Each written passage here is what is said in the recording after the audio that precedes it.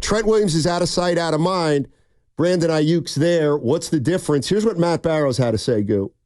There were a couple instances where Brandon Aiyuk is out there. He's watching from the sideline, and John Lynch kind of walks over and either kind of takes him to the spot where John watches practice, or in one instance, I watched this, he kind of takes him all the way back into the team headquarters. So, I mean, I guess that could be a sense that they'd rather have him out of sight when he's around. The other part of it is that there's this ridiculous notion that he arrived with a neck and a back issue, and that's why he's not practicing, not because of any contract. That's officially why he's not practicing. So maybe that's what's annoying Shanahan, that if you're here, if you're healthy, if we're dealing with all sorts of real injuries at wide receiver, and they are, you ought to be back out here. You're under contract. You should be practicing with your team.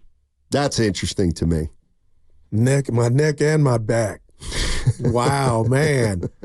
I mean, there's just no way his ass would be out there practicing with this stalemate that they're at. Like, but in a possible trade, if that's real, and it seems like it's really real, like a possibility, Well, ostensibly, he's not practicing right now because of a neck and a back. That's what Matt Barrows was saying the official reason is. Well, and it also sounds like Kyle Shanahan feels the same way from that comment that Mark Schlereth did a week ago when you were outside. He came on and Stinking Truth podcast, courtesy of Odyssey. But he said basically it's chicken bleep what Aiyuk is doing. Either hold out or show up and practice. And I think that's where Kyle Shanahan might be peeved, is if you're going to hold out, then just hold out. Right. But if you're going to be around, don't be a sideshow. Be on the field. Yeah. And that actually, taking it a step further, because I think you're right on the money, is that's why if Aiyuk's overstanding with the receivers, talking, laughing, just there, even just being there, it does explain why John Lynch would be like, hey, Brandon, come over with me. Watch with me. How come? Because we don't want you around the players right now. You ain't playing. Well, trade me. No, get healthy. 888-957-9570. Like, all this fascinating stuff that is coming out, I do think it all means something. And the funny thing is the hug talked about around the world last week, right? Maybe it did mean something. Maybe it did irk Shanahan. And he was messing with them. Maybe. Let's go to Matt. Matt's in Sunnyvale. Hey, Matt, how you doing, man? Yo, what's going on, guys? Hey. Just wanted to jump in again on this Aiyuk talk, man. Yeah, so if the reports that are coming out are that Pittsburgh lowballed San Francisco, you've got to keep him here. If it's a third rounder, I mean, they're all grown men, right? I mean, they all know it's a business. There's nothing personal. I think BA wants to be here and San Francisco wants BA. I think there's a good relationship outside of these contract talks. If they end up having to franchise tag him, or at least a non-exclusive franchise tag him, and he signs an offer sheet somewhere else, they're going to get 2 first-round picks anyways for him at the end of next season. So there's no way you got to sell low here. I think you got it, and if he doesn't like it, I mean, we get to wow, man. Wow, what? I got mad on Monday because people were using adjectives to describe Brandon Aiyuk, saying he was being immature and this and that, and I was fired up on social media. Who cares? But I was like, that's not fair. But now I'm doubling back to if New England really offered this man $32 million to play football from the 14, and you don't want to go, then I'm starting to lose ammunition on having your back in regard, well, son, what do you want? You can't have everything.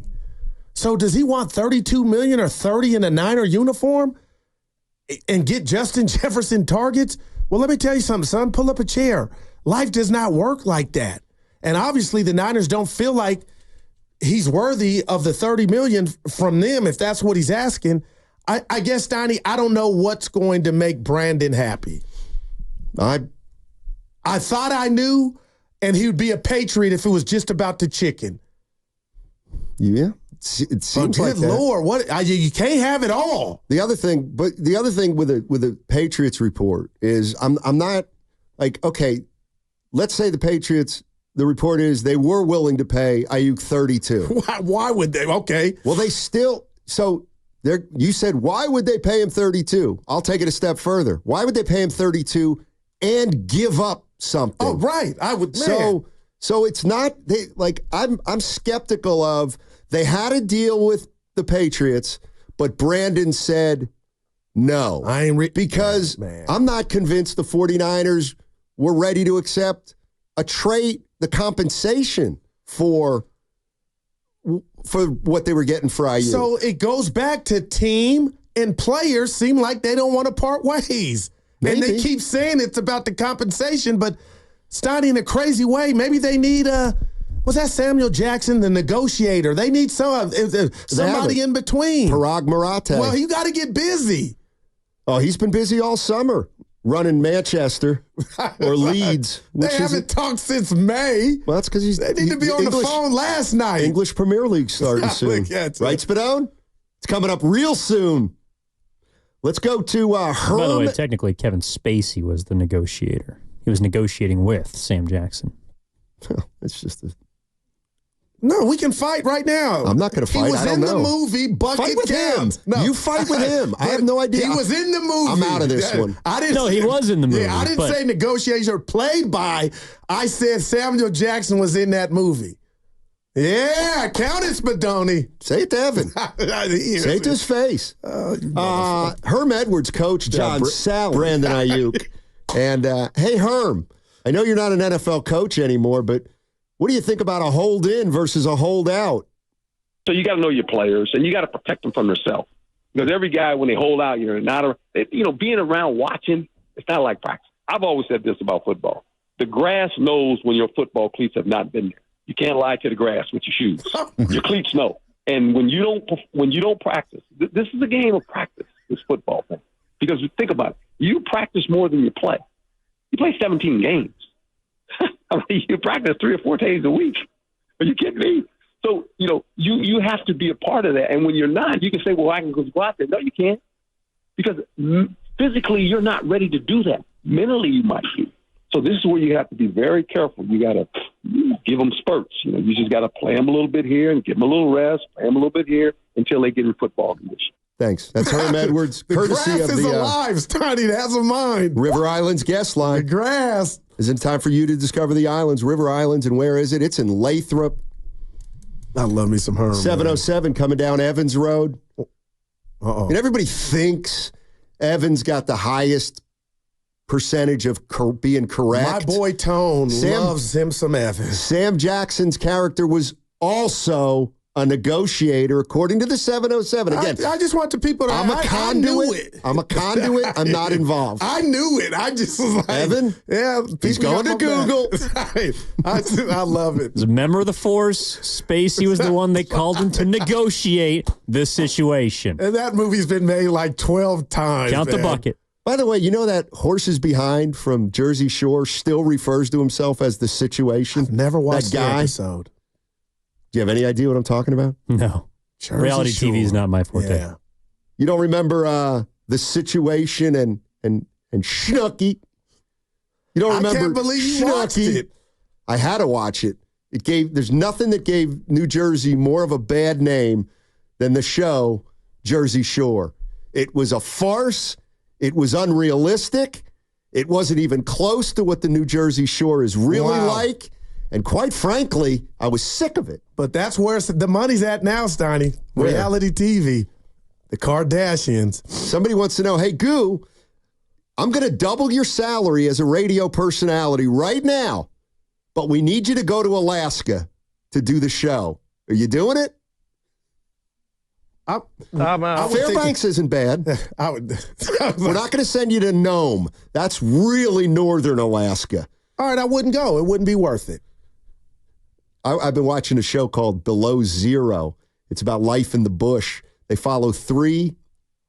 Stop! I can hear Stop. Phrasing. Crack the mics, Spadoni. That laugh had to be heard. So they have a couple who lives in a place called Eagle, which is like 100 miles south of the Arctic Circle. Oh, my gosh. Why? Then they got this one dude who lives in Norvik, which is right at the Arctic Circle. And then they have this woman who works at a supply station in, I think it was called Kavika. And what do they she's do? alone like 8 months a year. Why? Because it's a supply station. It's a weather station. But why are we filming it? Who does that interest? I'm fascinated by it. It is unbelievable. Why? That's all. Because why? It's fascinating. These people are living. Part? No life, no friends, no action, no happy That's hour. what's fascinating. They live in the Arctic. Yeah, well, there is a bush. Yeah. That was forever. For those that don't know, and then for the others who are infantile, that's how 98%. In Alaska, if you don't live in Fairbanks or you don't live in Juneau and you live outside those cities, they call it living in the bush. Well, you guys, I can't keep doing shows. I did it last week. What did you do last week? Took some heat for my lexicon. It's just like, can we grow up? Even at the summit. Remember the summit? Rogers and Santa. What was that? What, the summit? Yeah. Oh, remember I had a go phrase. to Roger.